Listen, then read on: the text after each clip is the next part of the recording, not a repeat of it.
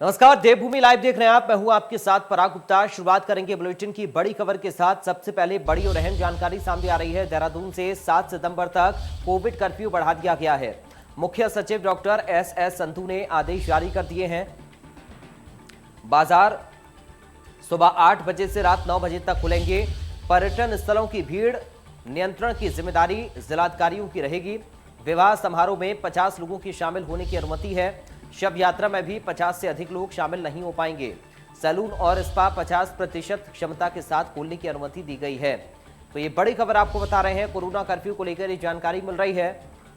शादी समारोह में 50 लोगों की शामिल होने की ही अनुमति है। इसके साथ ही अंतिम यात्रा में अंतिम संस्कार के दौरान 50 लोगों से ज्यादा शामिल नहीं हो सकते हैं। इसके साथ 7 सितंबर तक जो कोविड कर्फ्यू है वो बढ़ा दिया गया है। मुख्य सचिव डॉक्टर एस संधू ने आदेश जारी कर दिए हैं।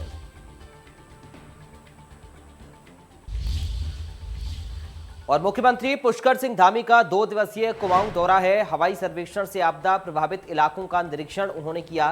स्थलीय निरीक्षण में आम जनता से मुलाकात की। कुछ देर में खटीमा के लिए सीएम रवाना हो जाएंगे। कल सुबह खटीमा गोलीकांड के शहीदों को श्रद्धा सुमन अर्पित करेंगे। दोपहर बाद देहरादून के लिए रवाना होंगे सीएम पुष्कर सिंह धामी। तो बाढ़ प्रभावित इलाकों का दौरा किया है पुष्कर सिंह धामी ने। राहत बचाव कार्य का जायजा लिया है। लोगों से मुलाकात की है, बातचीत की है।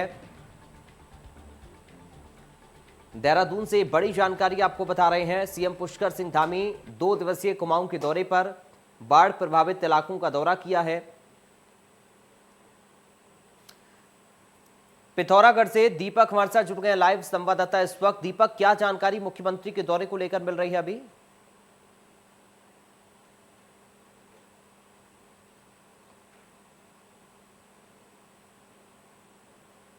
दीपक, आपको आवाज मिल रही है मेरी?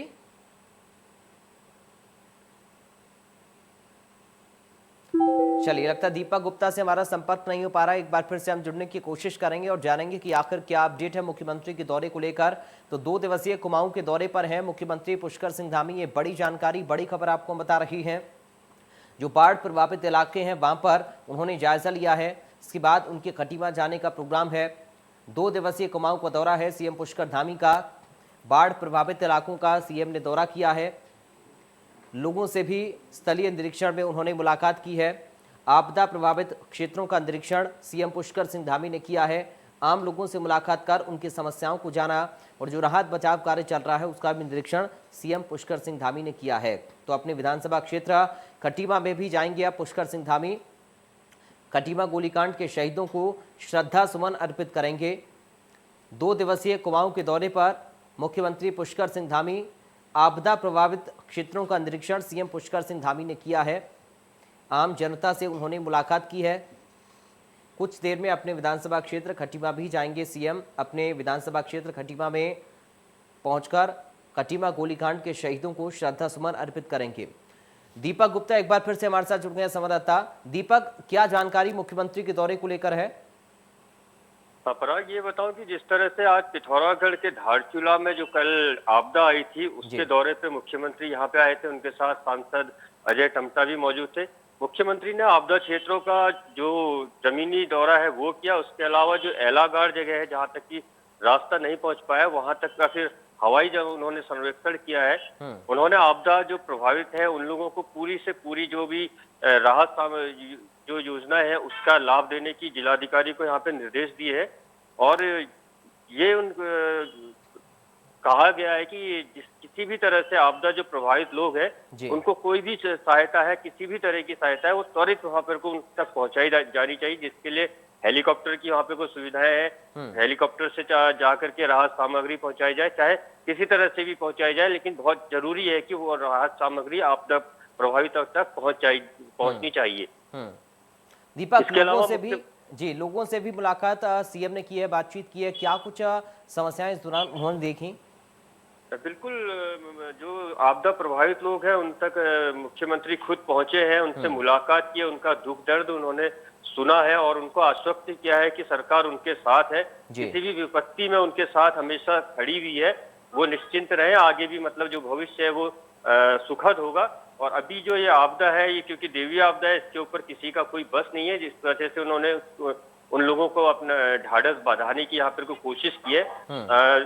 पूरी तरह से पूरे जिला प्रशासन को उन्होंने निर्देश जारी किए हैं कि कोई भी स्थिति हो, कैसी भी परिस्थिति में हो, चाहे जो आपदा प्रभावित लोग हैं या फिर अगर भविष्य में भी कोई ऐसी आपदा आती है जिसमें कि देवी आपदा की वजह से लोगों को परेशानी होती है, तो तत्काल उनको वहां पे वो सुविधाएं मुहैया कराई जाए। दीपक, मुख्यमंत्री के खटीमा जाने की भी जानकारी मिल रही है और बताया जा रहा है कि अपने विधानसभा क्षेत्र में जब खटीमा पहुंचेंगे तो खटीमा गोलीकांड के शहीदों को श्रद्धा सुमन अर्पित करेंगे। और क्या कुछ वहां पर प्रोग्राम है सीएम का? बिल्कुल, जो आपदाग्रस्त क्षेत्र धारचूला है वहां से उन्होंने मुख्यमंत्री ने खटीमा का दौरा सुनिश्चित किया है और यहाँ से वो जा भी चुके हैं, क्योंकि आज रात्रि का जो विश्राम है उस मुख्यमंत्री का खटीमा में है और उसके बाद वो कल सुबह जो शहीद स्थल है सितारगंज का, जहाँ पर कि गोलीकांड हुआ था उत्तराखंड आंदोलन के दौरान, वहां जाकर के शहीदों को श्रद्धांजलि अर्पित करेंगे और वहां भी लोगों से मुलाकात करेंगे। चलिए, बहुत शुक्रिया दीपक आपका तमाम जानकारी और इस बातचीत के लिए। संवाददाता दीपक हम तक जानकारी पहुंचा रहे थे मुख्यमंत्री के दौरे को लेकर। बढ़ते आगे, कोटद्वार की लाइफलाइन कहे जाने वाली लाल ढंग चिल्लाखाल मोटर मार्ग के मध्य पड़ने वाली सिगड़ी स्रोत पर बनी सुरक्षा दीवार कुछ महीनों में ही पहली बरसात में ढह गई। ये सुरक्षा दीवार निर्माण के समय से ही सवालों के घेरे में रही है। सुरक्षा दीवार की घटिया निर्माण के संदर्भ में स्थानीय प्रशासन और क्षेत्रीय विधायक को जानकारी भी दी गई, लेकिन निर्माण की जांच करने के नाम पर प्रशासन और इलाके के विधायक के हाथ पांव फूल जाते थे, जिसकी वजह से सुरक्षा दीवार पहली बरसात में ही बह गई।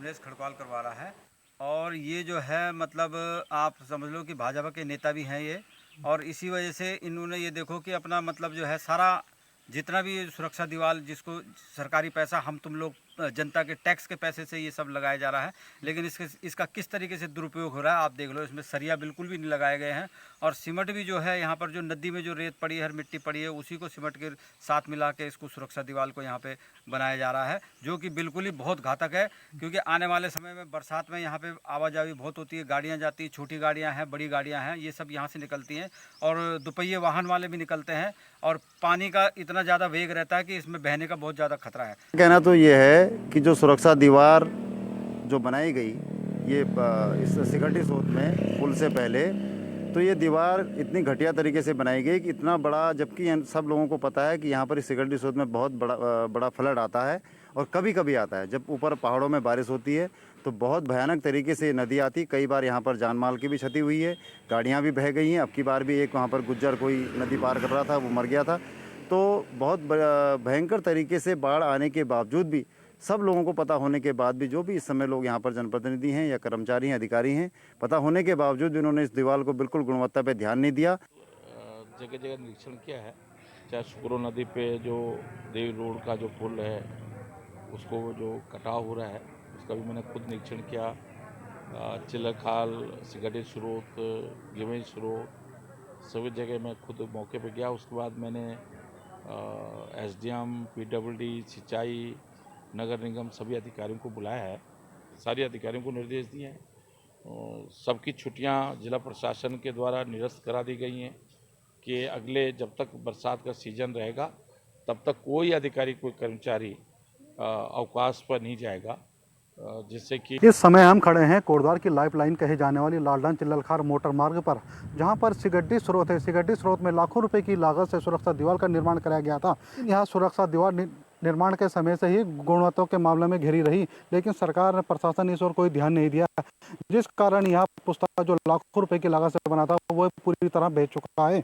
और अब आपको बताना चाहेंगे, अब देखा जा रहा है कि जिस तरह से यहाँ पे जो लालडान चिल्ललखार को जोड़ने वाला पूरा मार्ग था वो पूरी तरह बेच चुका है और इसमें अभी तक प्रशासन की ओर से कोई कार्रवाई नहीं की गई है। तो सही तरह के मायने में देखा जाए तो ये सरकारी धन को ठिकाने लगाने का प्रयास किया गया था। आपको बता दें कि जिस ठेकेदार को यह काम दिया गया था वही भाजपा की कार्यकर्ता था, लेकिन जिस तरह से भाजपा कार्यकर्ताओं को काम दिया जा रहा है तो वह कहीं ना कहीं प्रशासन के ऊपर, सरकार के ऊपर सवाल निशान खड़े करते हैं। Dalip Kashyap, India News, Kotdwar. बात करेंगे अब नैनीताल की, जहां पर सड़क हादसे में खाई में कार गिर गई। 500 फीट गहरी खाई में पर्यटकों से भरी हुई कार गिरी। कार में सवार 4 लोग थे। पुलिस टीम ने सभी को रेस्क्यू कर अस्पताल भेजा। बस को ओवरटेक करने के दौरान यह हादसा हुआ। पालम कॉलोनी दिल्ली के निवासी बताए जा रहे हैं कार सवार ये पर्यटक। ये बड़ी खबर आपको बता रहे हैं। 500 फीट गहरी खाई में एक कार गिर गई जिसमें पर्यटक सवार थे। कार में 4 लोगों की होने की जानकारी मिली है। पुलिस ने सभी को रेस्क्यू कर अस्पताल में एडमिट करवाया है। बस को ओवरटेक करने के दौरान यह हादसा हुआ। कार खाई में जा गिरी। 500 फीट गहरी खाई में ये कार गिरी है। नैनीताल से बड़ी खबर आपको बता रहे हैं जहां पर सड़क हादसा हुआ है। 500 फीट गहरी खाई में पर्यटकों की कार गिर गई। कार में 4 लोग सवार थे। पुलिस ने सभी को रेस्क्यू कर अस्पताल भेज दिया है। ये बड़ी जानकारी, बड़ी खबर आपको बता रही है। बस को ओवरटेक करने के दौरान यह हादसा हुआ है। नैनीताल से बड़ी जानकारी, सड़क हादसे में एक कार खाई में गिरी है। हरिद्वार के राजकीय कन्या उच्चतर माध्यमिक विद्यालय वजीराबाद खड़खड़ी हरिद्वार में एसडीएम हरिद्वार अंशुल सिंह ने औचक निरीक्षण किया।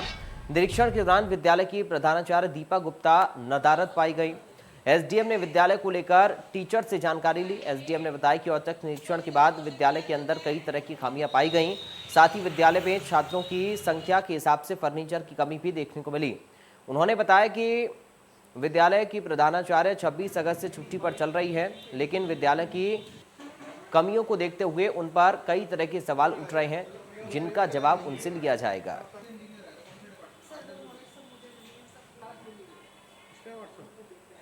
तो जनरल थी कि जो यहाँ के प्रिंसिपल हैं उनकी तरफ से ढंग से ध्यान नहीं दिया जा रहा है, बट स्कूल में आके और भी कमियाँ पाई गई हैं। यहाँ का जो इंफ्रास्ट्रक्चर है इट इज़ फाउंड वांटिंग, क्योंकि आप देखेंगे ऊपर जो दीवार है उसमें लैंटर में भी इश्यूज़ हैं, तो सीलन भी आ रखी है, कुछ फर्नीचर भी कम है। तो आई थिंक ओवरऑल इसको ओवरऑल की ज़रूरत है and it's a good place. यहाँ बच्चों को पढ़ने में हेल्प मिलेगी। अगर थोड़ा सा पुश मिलेगा तो स्कूल को हम अच्छा चला सकते हैं। बात ताबनगर की, जहां पर कॉर्बेट टाइगर रिजर्व में महिलाएं जिप्सी चालक के रूप में नजर आएंगी। कॉर्बेट प्रशासन ने 25 महिला चालकों को ट्रेनिंग के लिए देहरादून भेजा है। विश्व वानिकी दिवस पर सीएम ने 50 महिला जिप्सी चालक की भर्ती की घोषणा की थी। प्रशासन ने पिछले महीने जिप्सी चालकों की भर्ती की प्रक्रिया शुरू की थी। 45 महिलाओं ने आवेदन किए थे। कॉर्बेट के निदेशक राहुल कुमार ने कहा कि ये तो सिर्फ शुरुआत है, भविष्य में इन्हें नेचर गाइड का निःशुल्क प्रशिक्षण दिया जाएगा। कॉर्बेट प्रशासन देहरादून में सरकारी ड्राइविंग प्रशिक्षण दिलाएगा। पहली बार महिलाओं को जो है सरकार ने जो है प्रोत्साहन दिया है महिला जिप्सी गाइड उसके ड्राइवर के लिए। बहुत अच्छा लग रहा है। हम लोग ये चाहें कि अच्छी तरह वहाँ से जो है ड्राइविंग सीख के आएँ। हमें बहुत अच्छा फील हो रहा है। हम 21 दिन के प्रशिक्षण के लिए देहरादून जा रहे हैं। आई थिंक सब कुछ होपफुली अच्छा होगा, बट जो भी प्रशिक्षण वगैरह हमें देंगे वो लोग वहाँ पे ट्रेनिंग हम बहुत अच्छे से उसको एंजॉय करके सब लोग करेंगे साथ। बहुत खुशी हो रही है इस बात को जान के कि आज सरकार ने हमें और कॉर्बेट नेशनल ये रिजर्व टाइगर के जो भी डायरेक्टर हैं, इन्होंने हमें ये मौका दिया है कि हम जाके प्रशिक्षण करें। माननीय मुख्यमंत्री जी की घोषणा के अनुसार कॉर्बेट टाइगर रिजर्व में पर्यटन के लिए 50 महिला ड्राइवरों का पंजीकरण किया जाना है, जिनमें उनके द्वारा जिप्सी या अन्य वाहन जो भी अनुमन्य होंगे वो चलाए जाने हैं। इस कड़ी में 50 महिलाओं का जो है सिलेक्शन कर लिया गया है और इसमें प्रथम फेज में आज लगभग 25 महिलाएं जो हैं देहरादून में ड्राइविंग के प्रशिक्षण के लिए 3 सप्ताह के लिए यहां से रामनगर से रवाना। उधर बाजपुर के चीनी मिल गेस्ट हाउस में भारतीय किसान यूनियन के युवा ब्लॉक अध्यक्ष हरप्रीत सिंह निज्जर के नेतृत्व में किसानों ने एथेनॉल प्लांट को बाजपुर में ही लगाए जाने की मांग को लेकर उत्तराखंड शुगर्स के एमडी उदय राज सिंह को ज्ञापन सौंपा। इस दौरान किसानों ने पंजाब की तर्ज पर उत्तराखंड के किसानों को गन्ने की फसल का मूल्य दिलाने की मांग की। इस दौरान हरप्रीत सिंह निज्जर ने कहा कि एथेनॉल प्लांट के बाजपुर में लगने से इलाके के लोगों को इसका फायदा होगा। उन्होंने कहा कि एथेनॉल प्लांट के लगने से गन्ना किसानों को गन्ने का फसल का जल्दी भुगतान भी मिलेगा, जिससे किसान खुशहाल होगा।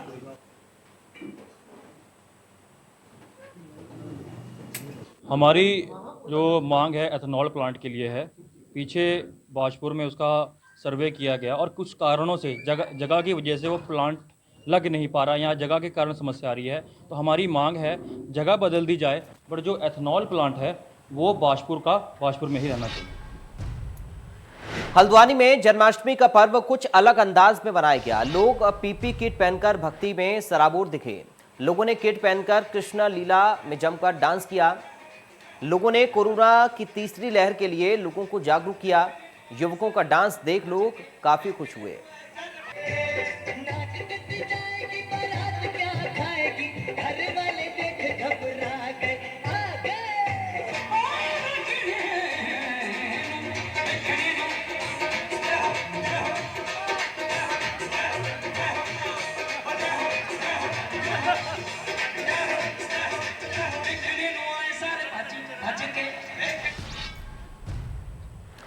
हल्द्वानी की सबसे व्यस्त मुखाग्नि चौराहे पर एक कार आग का गोला बन गई। कार धू धू कर जलने लगी। कार सवार व्यक्ति ने तत्काल उतरकर अपनी जान बचाई। कार सवार ने कार में अचानक आग लगते ही कार को सड़क किनारे खड़ा किया। देखते देखते कार आग का गोला बन गई। गनीमत रही कि आग आसपास की दुकान तक नहीं पहुंची। सूचना के बाद मौके पर पहुंची मुखानी पुलिस ने ट्रैफिक को रोककर किसी तरह से आग पर काबू पाया। इस दौरान फायर ब्रिगेड की टीम भी मौके पर पहुंच गई। तब तक कार जलकर पूरी तरह से राख हो चुकी थी। बताया जा रहा है कि कार का एसी चलाते ही कार से चिंगारी निकली और उसमें आग लग गई।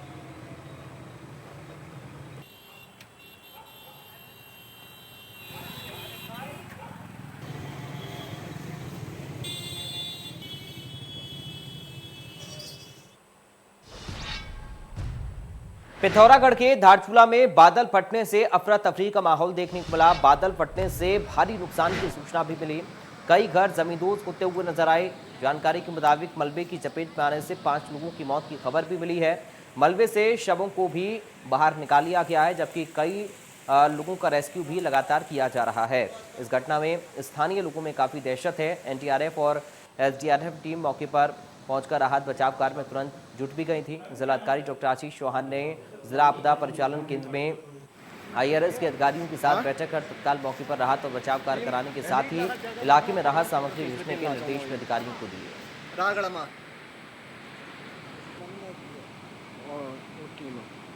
नदी के किनारे पर जो निवास करते हैं कृपया और उनको सुरक्षित स्थान पर पहुंचाने का कष्ट करें। कल रात को अतिवृष्टि के कारण धारचूला के ऊपरी क्षेत्र जुम्मा के गांव जामुनी में 7 लोगों के दबे होने की सूचना मिली। प्रारंभिक सूचना उसमें से 2 लोगों की बॉडीज के निकाले जाने की भी प्रारंभिक सूचना हमें प्राप्त हुई है। तो इस संबंध में एसडीआरएफ की टीम, रेवेन्यू की टीम प्लस एसएसबी की जो आउटपोस्ट वहाँ पे है, एसएसबी का स्टेशन है, वहाँ से भी लोग हमारे फर्स्ट रिस्पॉन्डर के तौर पे निकल चुके हैं और राहत और रिलीफ से रिलेटेड दूसरी सामग्री को भी पहुँचाया जा रहा है। और फर्दर जो भी ज़रूरत होगी उसके अकॉर्डिंगली हम लोग एयर रेस्क्यू या दूसरे जो भी पॉसिबल चीज़ें हैं, रोड की ओपनिंग और उन सारी चीज़ों के निर्देश दिए जा चुके हैं। मैं उम्मीद करता हूँ कि चीज़ें जल्दी नॉर्मल सी कंडीशन में। और उत्तराखंड से बारिश को लेकर एक बड़ी खबर सामने आ रही है। इस वक्त की बड़ी जानकारी आपको बता दें, उत्तराखंड में लगातार बारिश हो रही है। बड़ी जानकारी उत्तराखंड से आपको हम दे रहे हैं। बारिश से नेशनल हाईवे समेत कई सड़कें बंद हो गई हैं। बारिश से प्रदेश की लगभग 210 सड़कें बंद हो गई हैं। लगातार बारिश का दौर उत्तराखंड में जारी है। लगातार उत्तराखंड में बारिश हो रही है, जिससे नेशनल हाईवे समेत कई सड़कें बंद हो गई हैं और लगभग 210 सड़कें बंद होने की खबर है बारिश की वजह से। और ये तस्वीरें आप देखिए किस तरह से लैंडस्लाइड की तस्वीरें भी सामने आई हैं। लोगों को भारी परेशानियों का सामना करना पड़ रहा है। बारिश की वजह से काफी ज्यादा दिक्कतें आवागमन में हो रही हैं। बड़ी जानकारी, बड़ी खबर आपको बता रहे हैं। देखिए, हाईवे ढहने तक की खबरें सामने आई हैं। उत्तराखंड में लगातार बारिश की वजह से काफी ज्यादा नुकसान हुआ है और भारी परेशानी लोगों को उठानी पड़ रही है। हाईवे पर बड़े बड़े पेड़ गिरने से, पत्थर गिरने से हाईवे जाम हो गए हैं। आवाजाही बाधित हुई है। लोगों को भारी परेशानियों का सामना करना पड़ रहा है। ये तस्वीरें देखिए किस तरह भारी बारिश की वजह से लगातार मुसीबतें लोगों को झेलनी पड़ रही हैं। बारिश का दौर लगातार जारी है। बारिश बंद होने का नाम नहीं ले रही है। उत्तराखंड के कई इलाकों में काफी ज्यादा स्थिति नाजुक है। तो फिलहाल इन तमाम खबरों के साथ देवभूमि लाइव से मुझे दीजिए इजाजत। आप बने रहिए।